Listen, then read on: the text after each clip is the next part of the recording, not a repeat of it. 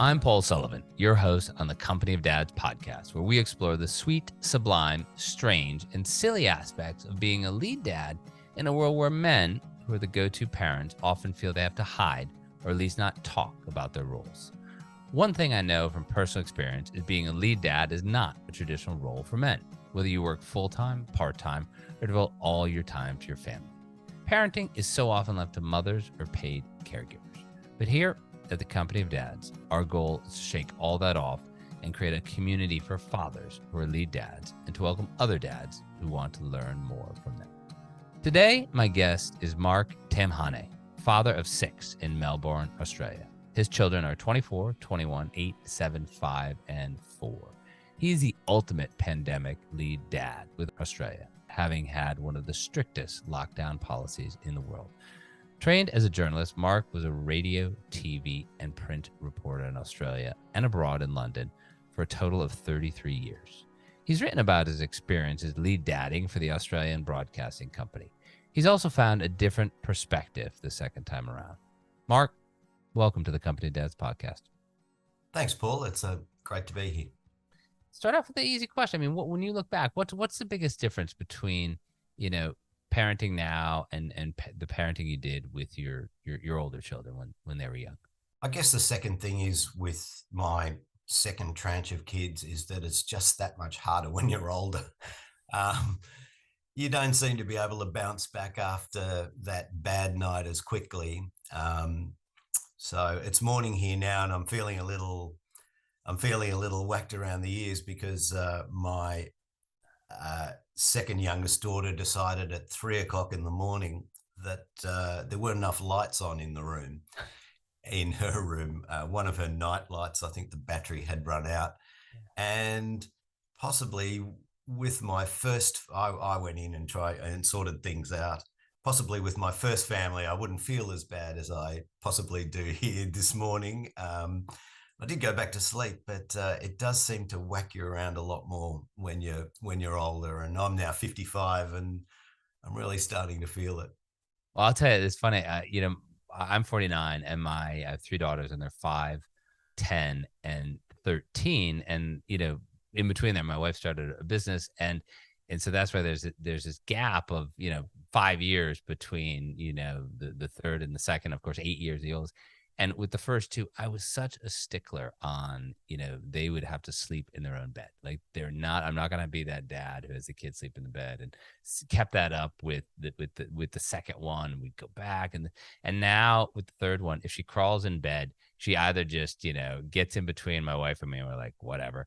Or if my wife is trying to sleep, and I'll literally pick her up, pick her pillows up, and we'll walk down, and I'll just sleep in her bed. And you just see, like, as you get older, I think in one of your pieces for the ABC, you talked about as parents have more children, something along that was, I think the line was, they learn to care less. Is that it? Yeah. Talk about that, because it sounds cavalier, but it's not at all. It's not cavalier at all. It's just a different way of thinking about parenting and how you just care a little bit less. Talk about that for us. This was some advice that was given to my wife by a friend of hers from work who already had 3 children. My second wife found out she was pregnant for the 3rd time and was quite alarmed. And her concern was, oh my God, we've already got these 3 elder kids. We've got the 2 kids that we have now. How are we going to make it all fit in? And I said to her, well, you just do. But this advice that she got from, she put a call out, I think, on social media, and some of the answers were quite hilarious. Somebody said, more red wine and shouting. And another one said, I've lowered my already low standards. But the one that really resonated with me was this woman that said, you just learn to care less. And she didn't mean that you don't care about your children.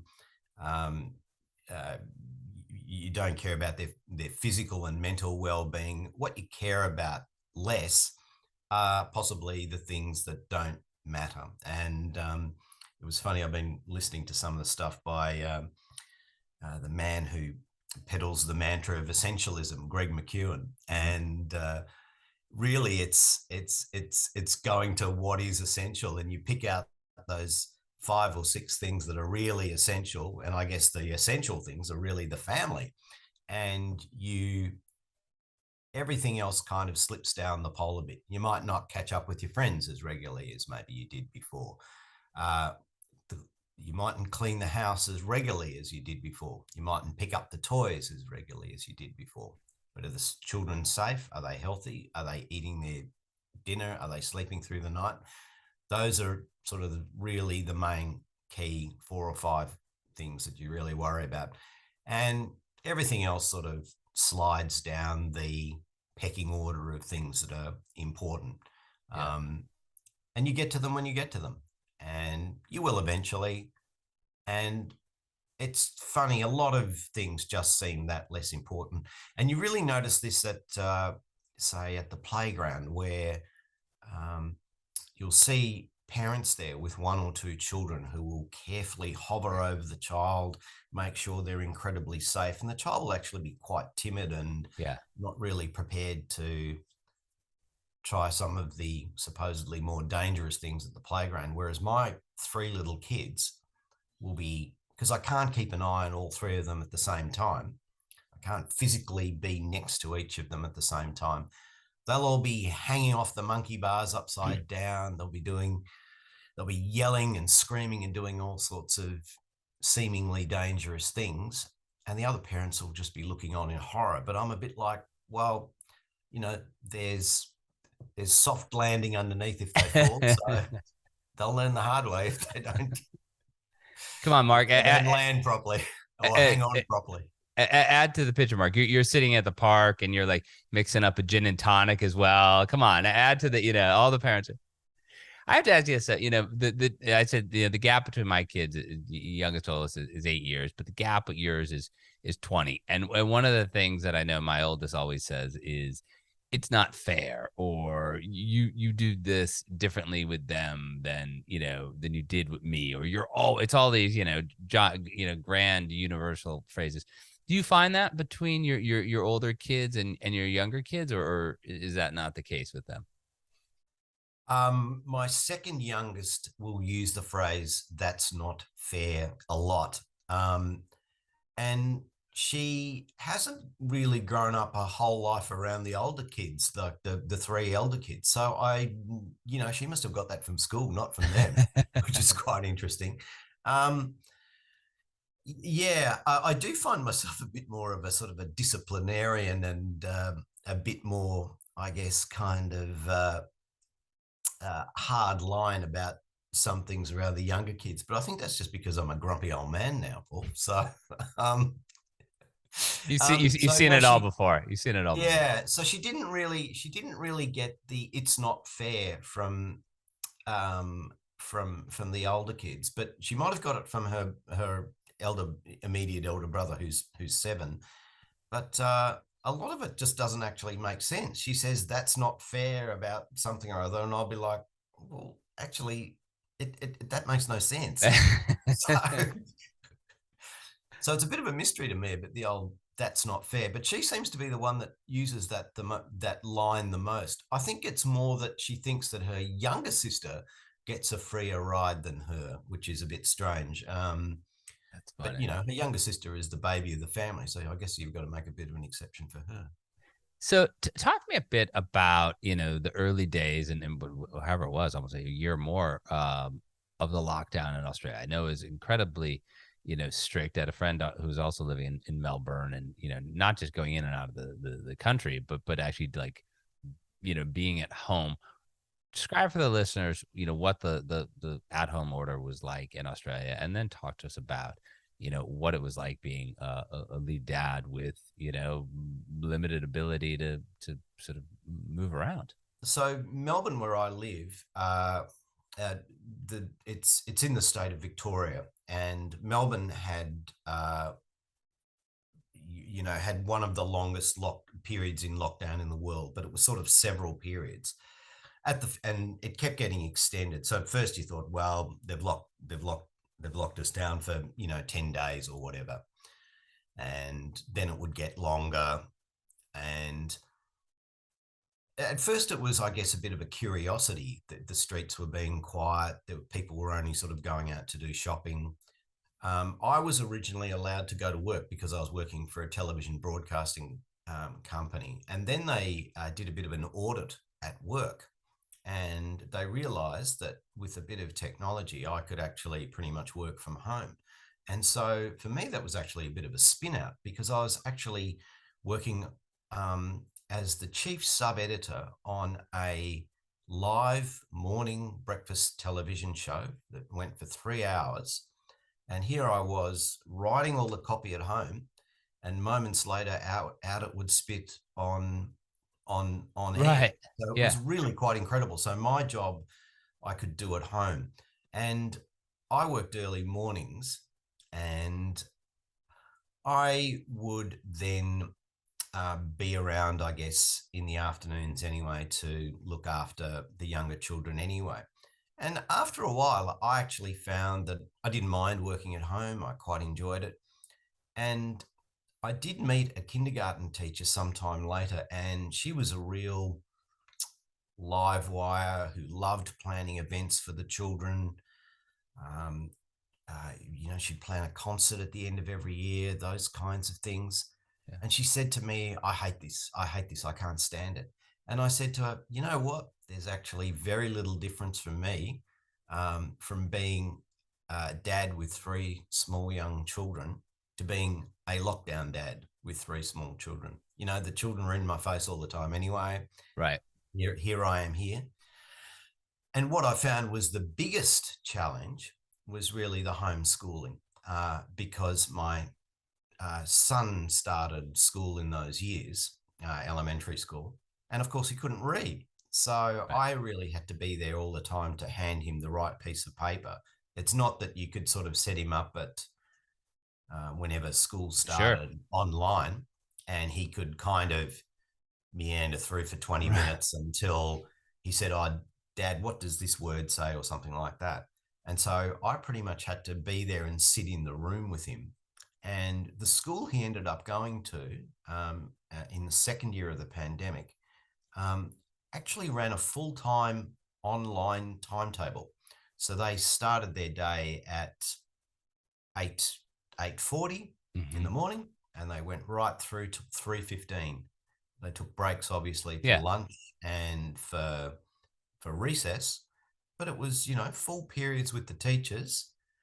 And I found the most challenging ones were actually the art art classes, because we'd have 50 minutes to come up with some kind of amazing artwork. So Right. luckily there was a lot of boxes and junk and uh, juice cartons and things like that my wife had hoarded in the garage, that Oh we my were able goodness. to sort of throw together in 50 minutes into some kind of amazing construction. Because I, I guess when you haven't got a teacher there to supervise you while you're doing those sorts of things, you do really need a parent. And so we ended up coming up with some pretty um, incredible little constructions, and what he were ended some of up. the more what were some of the more memorable ones? Oh, there was one that we did over a period of time, which was like a bus. Um, that was quite a good one. That was a bit over a longer period of time, but we had to plan out that, and the execution of that was quite demanding. Yeah. Anyway, so that worked out quite well. But the teacher would suddenly say, without much notice, "Oh, we're going to do a collage," and I'm going, "Oh my god." And she's now telling off one of the students to be quiet. So it's ticking down, and we've now got 45 minutes to come up with this. Oh my So goodness. that was tough. That was Yeah. Yeah. Yeah. really tough. But Well, I guess it was like being back at school again for me. And I actually found it quite interesting, and I found it quite refreshing. Um, Comparing it to sort of how I had been in elementary school, and I guess how much things have moved on since those days, and how much more, I guess, supportive and encouraging they are of the kids than possibly my teachers were. yeah. Yeah. So I actually found it quite interesting and quite bonding with him, that I was there while he was actually being schooled. Yeah. And what does your wife do for a career? What is her job? So she was for many years quite a senior journalist at the Australian Broadcasting Corporation, like me. Yeah. But she would be filing every day for a program towards the end of the day, which is, I think, a bit like, I guess you would compare it to something like All Things Considered. So she would be doing a piece or a package on anything. They'd have their editorial meeting. She'd look around in the morning for late morning for ideas. They'd have an editorial meeting around 1:00, and she would be looking around for a story on anything to do from, say, Ukraine to the lockdown in Melbourne. Right.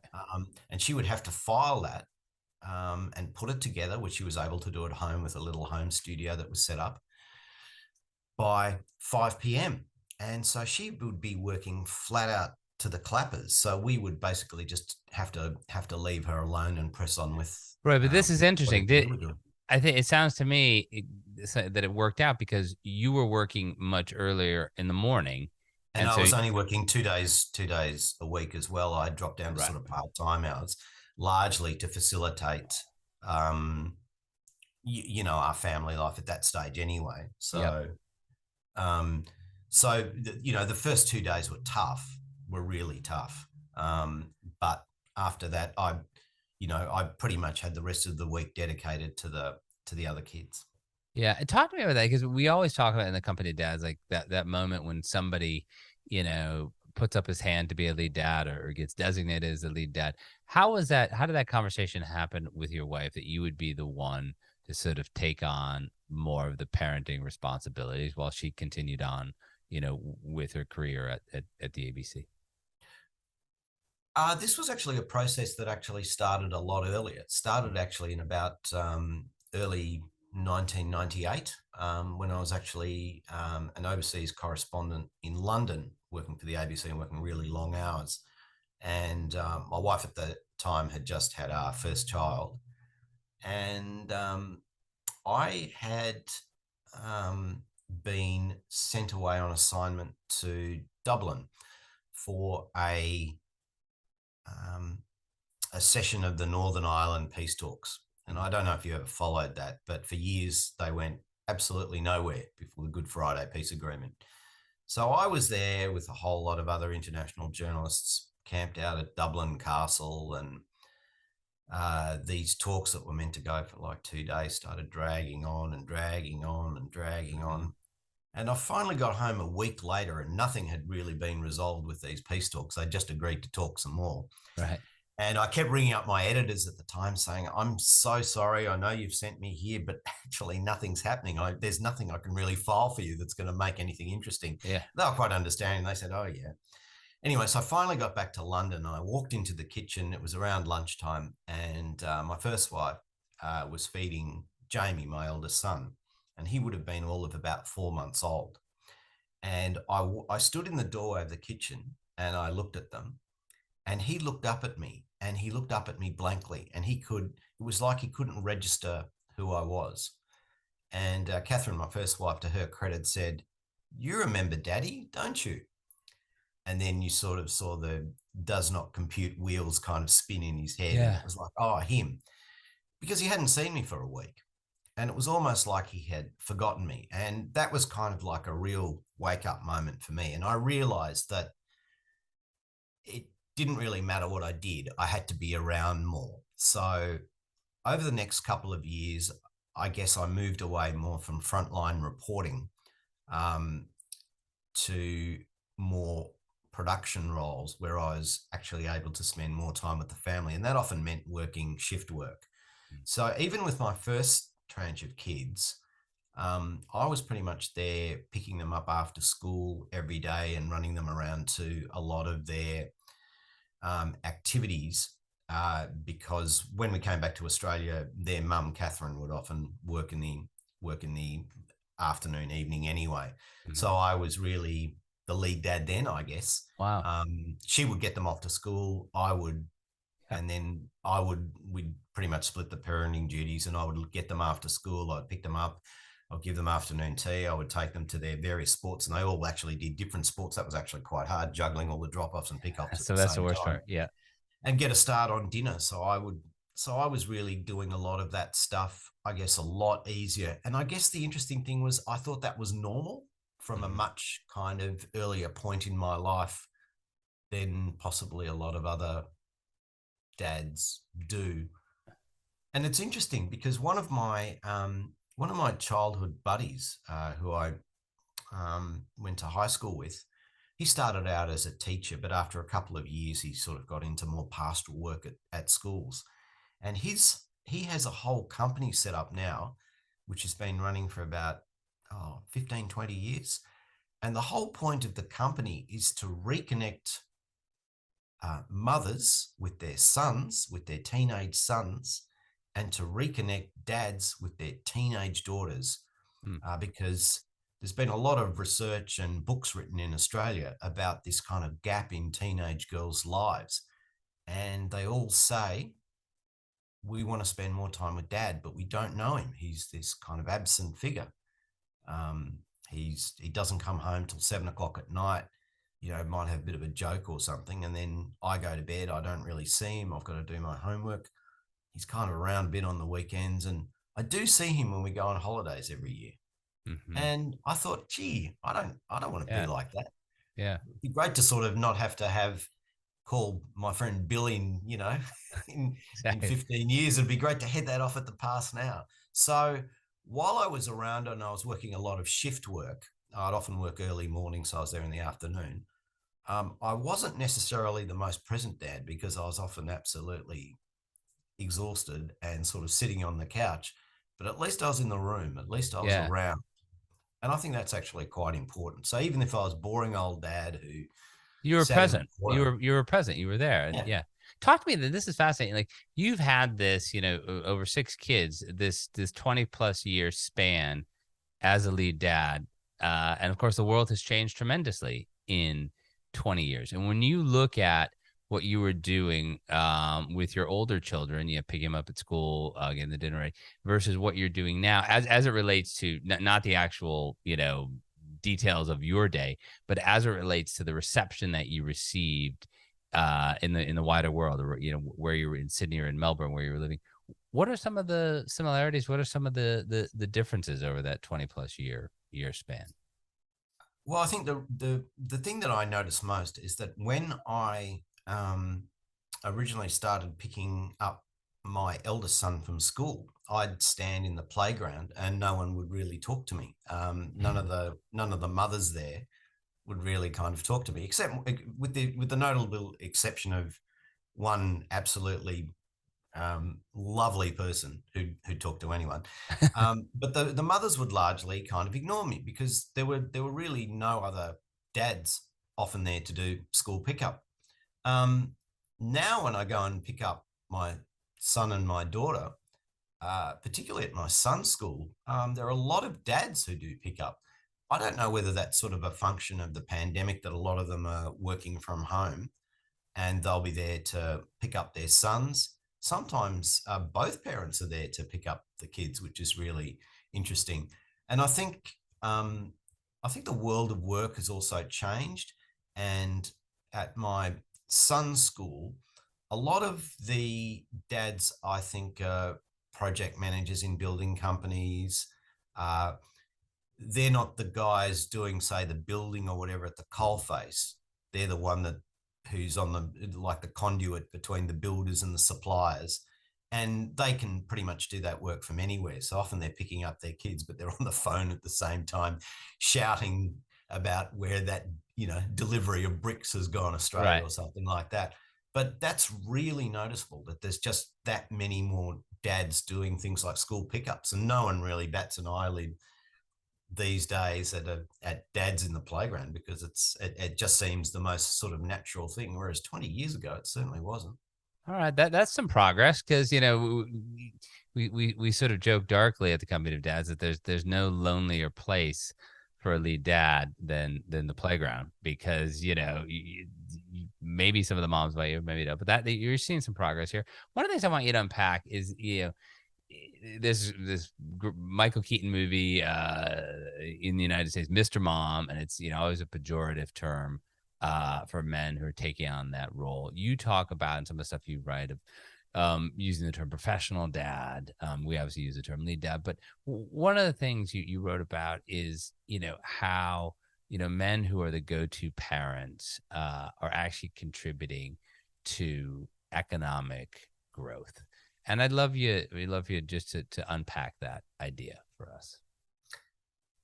Well, in many ways, Australia is, like the United States, an immigrant nation. And until really the big shutdowns with COVID, the population was growing. So what drives a lot of economic activity in Australia? Well, there's really two things. One is iron ore, and selling raw iron ore to Chinese steel mills. That's the main one.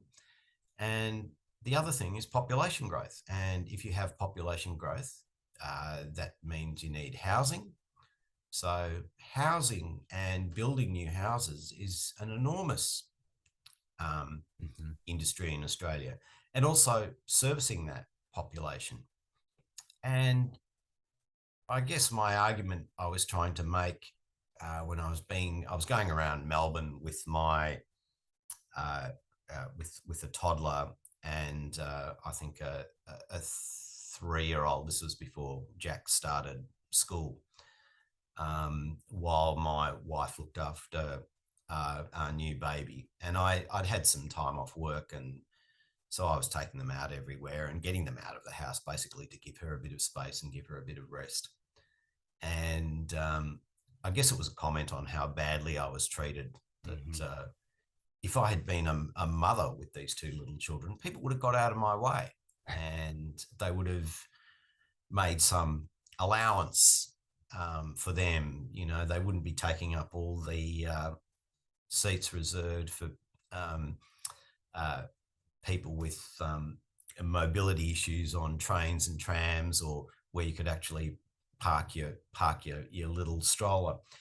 So my point was, hey people, I'm over here creating the future economic wealth of Australia for you with these little future taxpayers.